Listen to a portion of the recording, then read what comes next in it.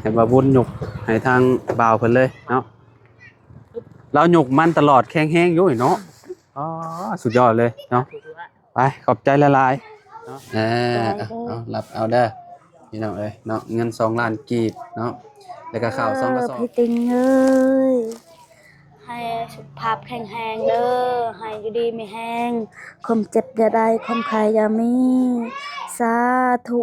ให้ยุกยืนเด้อให้เทวดาหักแพงเด้อน้องก็เว้าก็บ่จบสาธุ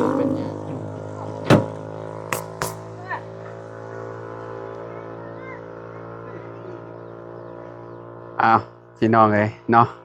ก่อนอื่นก็กราบสบายดีและสวัสดีเด้อพ่อแม่พี่น้อง FC เบิร์ดสุขูสู่คนพี่น้องเอ้ยเนาะเปิดภาพมามื้อนี้พี่น้องก็อยู่ที่บ้านซะแล้วคือเก่าคือเดิมพี่น้องเอ้ยเนาะเพิ่มเติมคือมื้อนี้ก็สิเอาข้าวไปมอบให้แม่น้องเอิงพี่น้องเอ้ยเนาะ2กระสอบคือที่เฮาเว้าไว้หั่นแหละพี่น้องเนาะว่าสิมีผู้โชคดีพี่น้องเอ้ยเนาะได้รับข้าว2กระสอบเนาะแล้วก็เงิน2ล้านกีบพี่น้องเอ้ยเนาะก็คือข้าว2กระสอบนี่ก็เป็นเงินของพี่ติ้งเนาะจากจังหวัดบึงกาฬพี่น้องเอ้ยเนาะเปิดฝากเนาะให้เฮาเป็นสะพานบุญให้แล้วก็ให้เงิน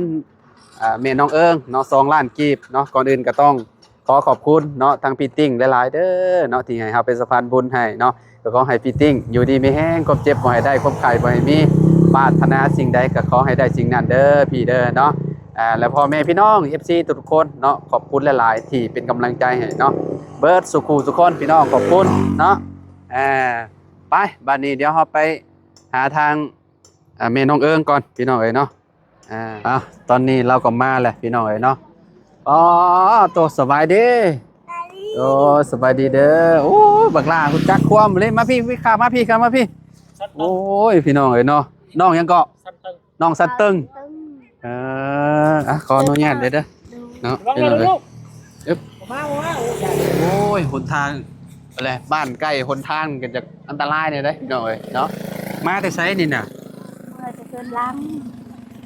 มาแต่เฮือนหลังโอ้มาแต่เฮือนหลังพุ่นไปหยังไปเมื่อหันหลังก็ไปลิ้นบ่เมื่อซื่อๆนี่เออบ่เจ้าอยู่ไสจักคุมื้อนี่อยู่เฮือนพินเฮือนอ้ายเฮือนพ่อมันอยู่กันพัวแล้วอ้าวผิดกันเอาเข้ามาให้เจ้านี่เอาไปไว้อยู่ไสไว้อยู่พุ่นบ่อ๋อต้องไปไว้อยู่พุ่นแล้วซะเนาะครับรถพุ่นครับเจ้ายาตะดนหรอบ่สมุดเอาสิยังก็คือยังบ่ได้จริงเป็นน้ำตุ้มน้ำตาลแบบว่าให้มันจบบ่ยังแบบยังคาราคาซังกันอยู่ตอนนี้แบบว่าแยกกันอยู่ซื่อพี่น้อยเนาะน้องก็บ่เมื่ออีกเพิ่นผัวบ่เมื่อบ่เฮือนเจ้าบ่แล้วเนาะก็มีแต่มาเฮือนเจ้าบ่แล้วปะเฮือนอยู่หม้องใดซั่นเจ้าน่ะใกล้กับเฮือนไผไสข้ามไปนี่อ๋อแสดงว่าให้บ่บุญนี่ไปกลับรถมาจอดหม้องนี้บ่บุญบ่แล้วเอาขึ้นไปพุ่นมีคนแบกเข้าอยู่บ่มีอยู่เนาะโอเคอ้ายมาขอบใจบ่บุญหลายๆเนาะให้บ่บุญกลับรถก่อนไปข้ามไปพุ่นซะปะข้ามไปเฮือนเจ้าพุ่นแหละเนาะระวังรถเด้อไปบ่มีแล้วไปเพราะว่าเมื่อกี้นี้เราไปข้ามไปฝั่งนั่นพี่น้องเนาะพอดีว่าถามเราว่าแยกกันอยู่กับผัวว่าซั่นเนาะเราข้ามมาอยู่พี่แล้วเนาะเจ้าข้ามมาแต่จักมื้อก่อนเนาะ4 มื้อแล้วข้ามมาอยู่พี่ได้4มื้อแล้วไล่บ่ให้นอนอยู่เฮือนผัวเจ้าบ่ให้นอนอยู่เฮือนไล่ตลอดคันของเงินเฮาไปรับจ้างได้เส้นนึงเขาให้เมียคอในเงินเฮาเอาหมดแล้วหมดชื่อยาขี้กากซื้อขนมให้ลูกเป็นคันเจ้าบ่มีเงินล่ะไปเลยคืนนี้บ่ให้นอนเด้ลงกับเว้าลงเลยลงก็คือ ก็คือผัวเจ้านี่เราลิ้นยาบ่เลยนั่นแหละ โดย อืมขอเงินนำเจ้าบ่ได้เลยแต่ว่าให้เจ้าบัดนี้บ่ โดย อ๋อ ให้นอนอยู่ เจ้าบ่จักลูกบ่จักหยังเนาะเลี้ยงลูกก็ได้ ลูกนอนก็เฮาปลุกหมด อืม ลูกเอ้ยลูกไปเฮือนแม่เนี่ยเขาแม่ย่า อืม เฮือนพี่น้องชานมือเฮานอนเฮือนพี่น้อง อืม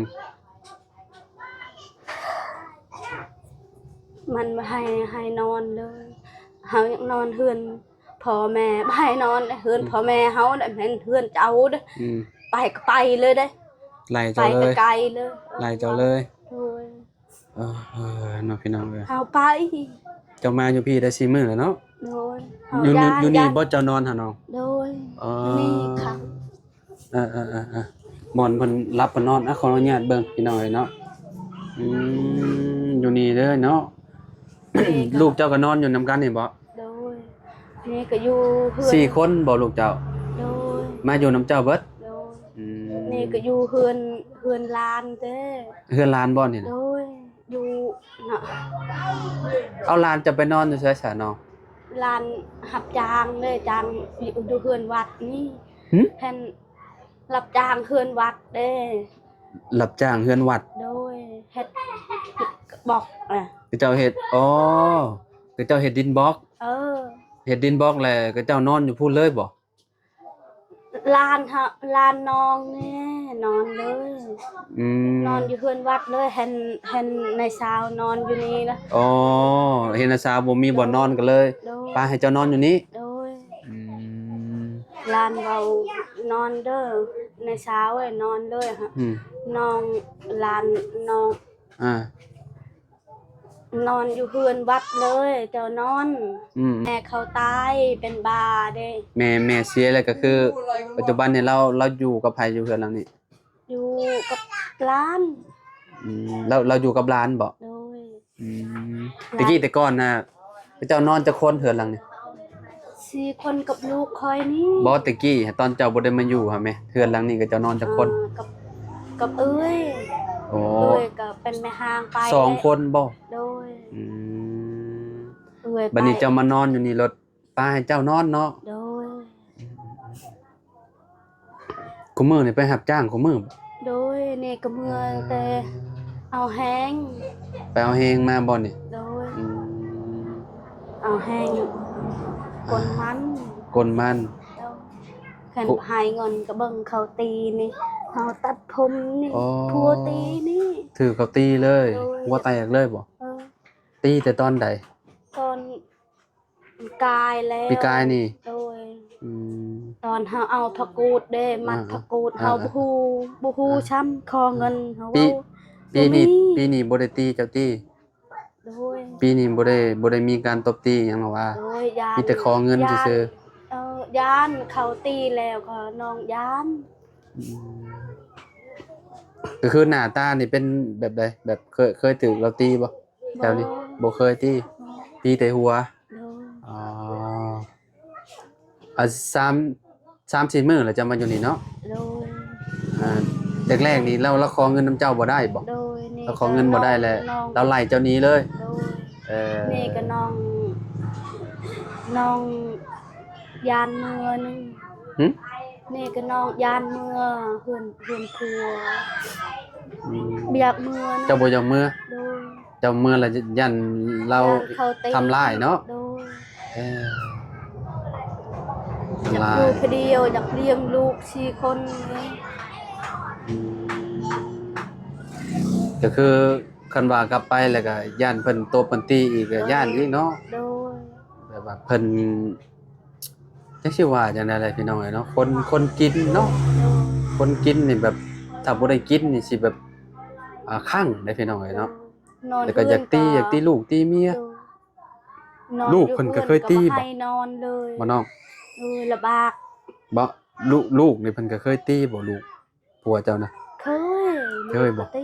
ตี ตีลูกเจ้าหั่นนะ โดย เออข้าวเด้มีกินอยู่บ่ ข้าวก็บ่มี เจ้าไปเอาข้าวน้ำไผสักกิน นี่เฮือนอึอายนี่ เออ พี่น้องเอ้ยเนาะก็น่าเห็นใจเราอยู่สงสารเราอยู่เลยเนาะพ่อเป็นจังไดพ่ออยู่ดีมีแฮงอยู่บ่พ่อเจ้า ยัง เพิ่นเป็นแบบใดปัจจุบันนี่ เป็นเจ็บเจ็บ เพิ่นเจ็บ โดย เพิ่นเจ็บหยังอันนั้นเนาะ เจ็บตับนี่เด้ เจ็บตับ โดย อ๋อตับเป็นแผลบ่นั่นน่ะได้ โดย เป็นได้มาแต่โดนแล้วบ่ โดย เออตอนนี้นอนอยู่บ่พอเลยวันนั้นน่ะ นอน อืมพี่น้องมีจักคนพี่น้องเจ้า นอน เจ้าเป็นคนที่เท่าใด 3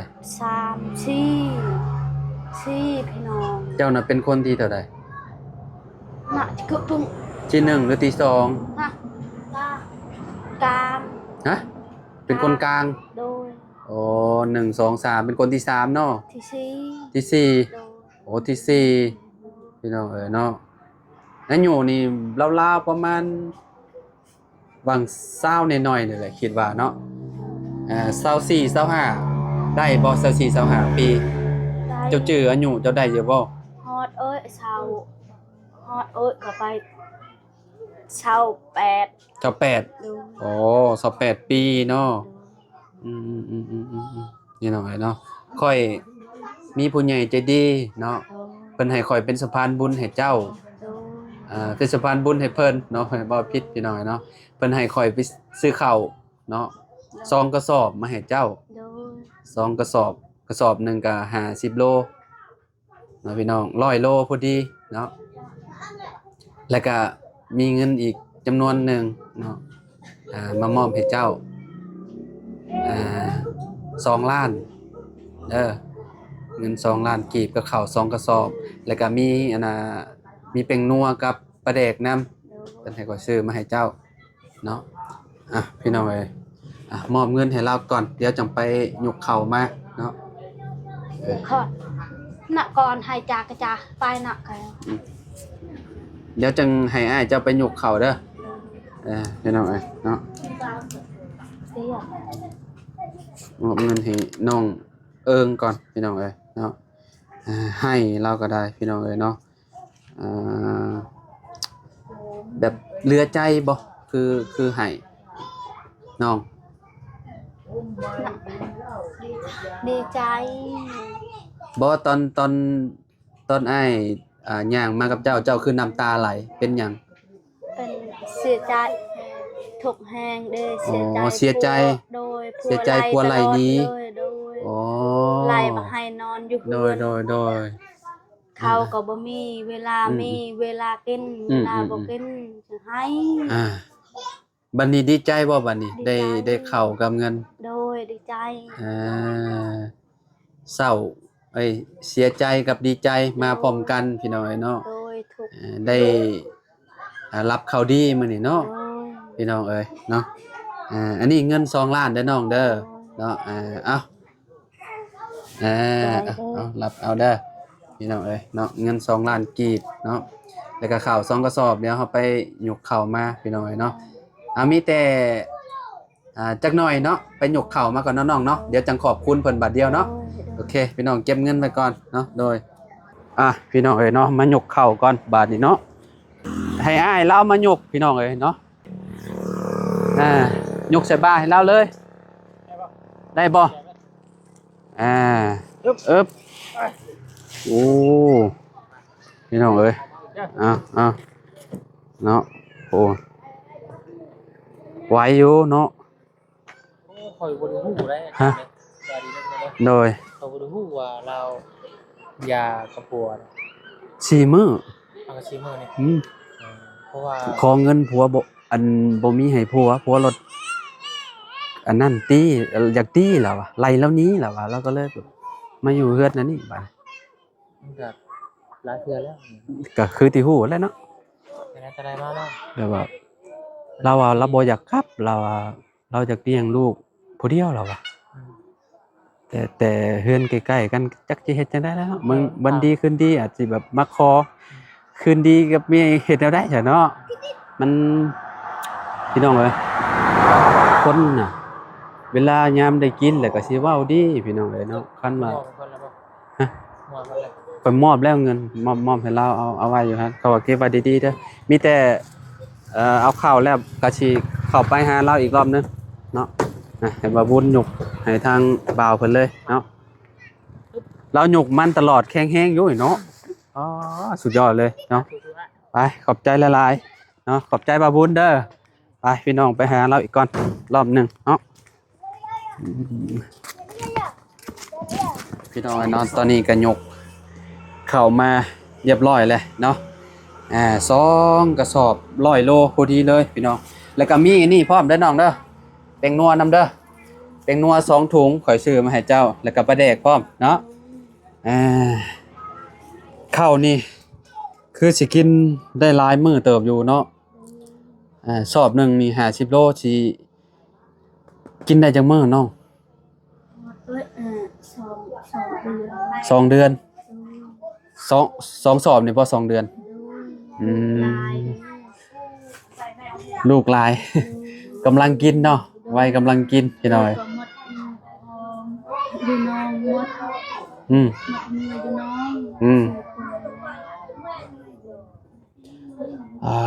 เนาะ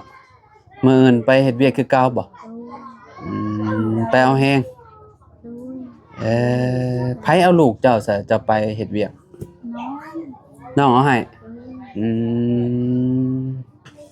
ใครแน่ซะเนาะยังพอมีเวลาได้ไปเฮ็ดเวียกพี่น้องเอ้ยเนาะเงินที่ข่อยเอาให้เจ้า2 ล้านเจ้าสิไปซื้อหยังซะเอาไว้ยันเป็นเวลาเจ็บเป็นเอ็นอุ่นเนาะบ่สบายดีแล้วน้องเอ้ยเนาะประหยัดเอาหั่นแหละเด้อทางน้องเพิ่นก็คือสิแบบคิดหลายหั่นแหละพี่น้องเอ้ยเนาะเรื่องผัวพร้อมเนาะคิดยันเลี้ยงลูกบ่ได้ลืมแหละพี่น้องเอ้ยเนาะหนีบอีกหน่อยนึงเนาะยันเลี้ยงลูกบ่ได้โดยยันลูกบ่มีข้าวกินเด้โดยรับจ้าง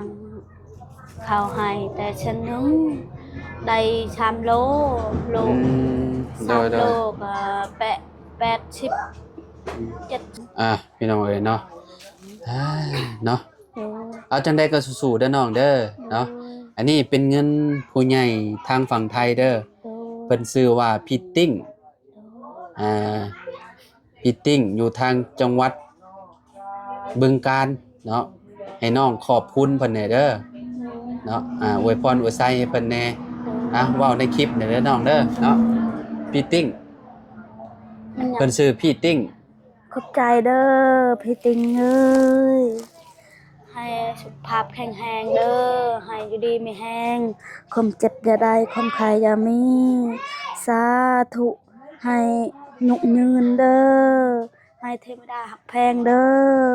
น้องก็เว้าก็บ่จบสาธุบ่เป็นหยังได้สำนี้ก็ถือว่าเก่งแล้วเนาะ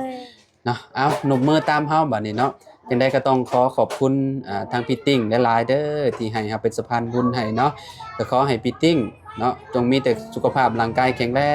งความเจ็บบ่ให้ได้ความไข้บ่ให้มีปรารถนาสิ่งใดก็ขอให้ได้สิ่งนั้นเนาะนอนหลับให้ได้เงินหมื่นนอนตื่นให้ได้เงินแสนบ่ว่าเจ้าสิเฮ็ดธุรกิจหยังค้าขายหยังก็ขอให้เจริญในหน้าที่การงานตลอดปีและตลอดไปแล้วพี่เด้อเนาะซื้อข้าวให้น้องเพิ่นเนาะ2 สอบก็ขอให้กลับขึ้นไปหาเจ้าเป็นหมื่นเป็นแสนเป็นล้านๆเท่าเด้อเงินก็ได้เด้อเนาะ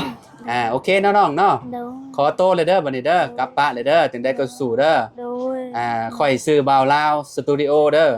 โอเคเด้อบ่าวลาวเด้อโดยอยู่ดีมีแฮงเด้อความเจ็บอย่าให้ได้ความไข้อย่ามีเด้อไปหลอดปลอดภัยเด้อมีคุณฮักแพงเด้อ